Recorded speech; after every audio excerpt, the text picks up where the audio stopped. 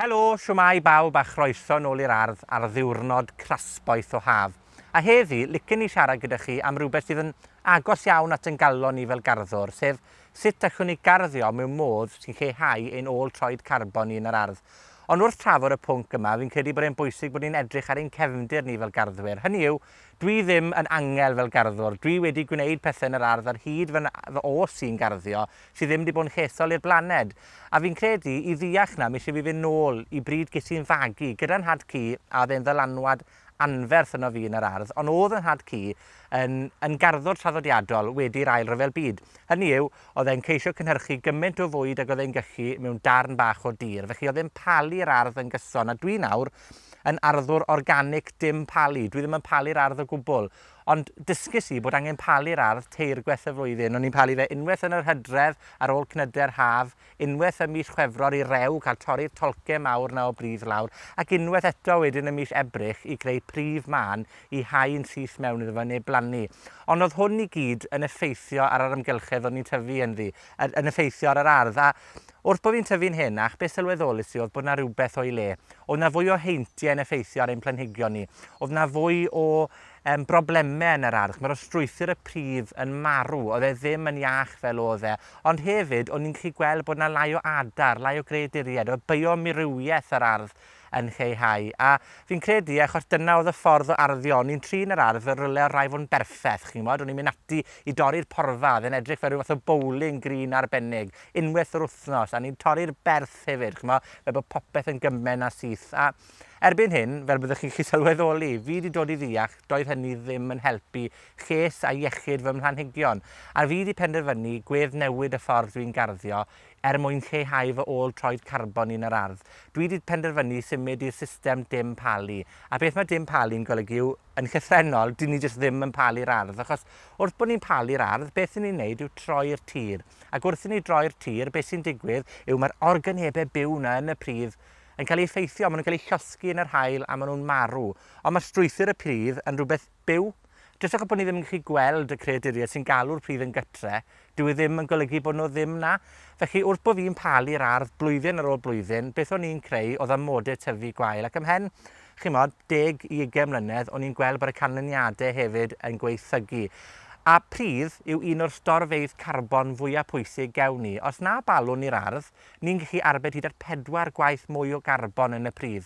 Achos wrth bod ni'n neud y weithred na o balu, beth sy'n digwydd yw mae'r carbon hynny'n ocsideiddio yn yr atmosffer ac mae'n creu carbon dioxid.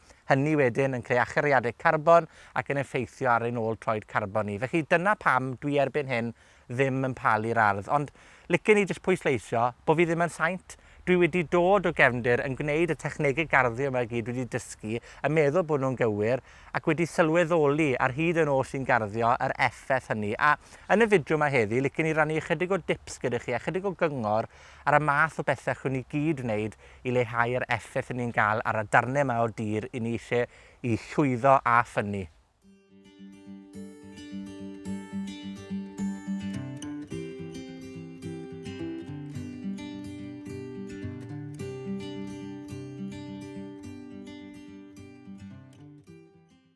Felly dyma 4 peth allwn ni gyd wneud fel garddwyr yn yr ardd i leihau ein ôl-troed carbon.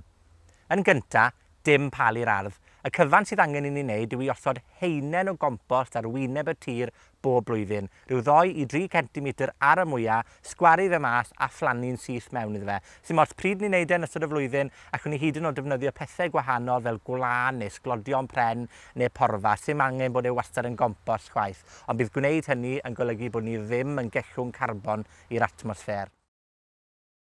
Yr ail beth amlwg allwn ni wneud yn yr ardd yw ystyried pa fath o dŵls neu declynau ni'n defnyddio fel garddwyr. Chimod, mae'r awch gallu bod dan i weithiau i wneud y mwyaf o'r peiriant torri porfa mwyaf gewch chi. Chimod, declynau petrol yma fel torro'r perthi, strimmers.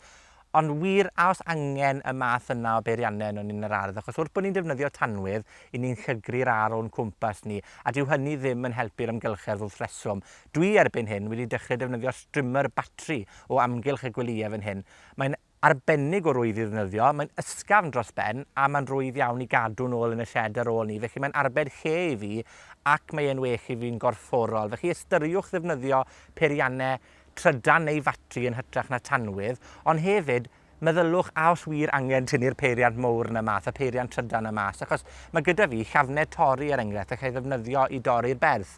Mae gyda fi hefyd teclyn sy'n torri porfa wrth yr ymylon a'r borderi, sy'n gwneud llawn cystal job a strimmer, felly weithiau mae temtasiwn gyda ni yn dos i fynd i ôl y teclyn mawr trydan yna neu betrol, pan yn y bôn, achwn ni ddefnyddio bôn braich a mwynhau wneud ar yr un pryd. Felly meddylwch o ddifri y math o declynau chi'n defnyddio yn yr ardd. Y trydydd peth allwn ni gyd wneud ydy ail ddefnyddio ac ailgylchu. A fel garddwyr, wy'n credu weithiau ni bach o steptoes yn syn yndi. Dwi'n sicr yn.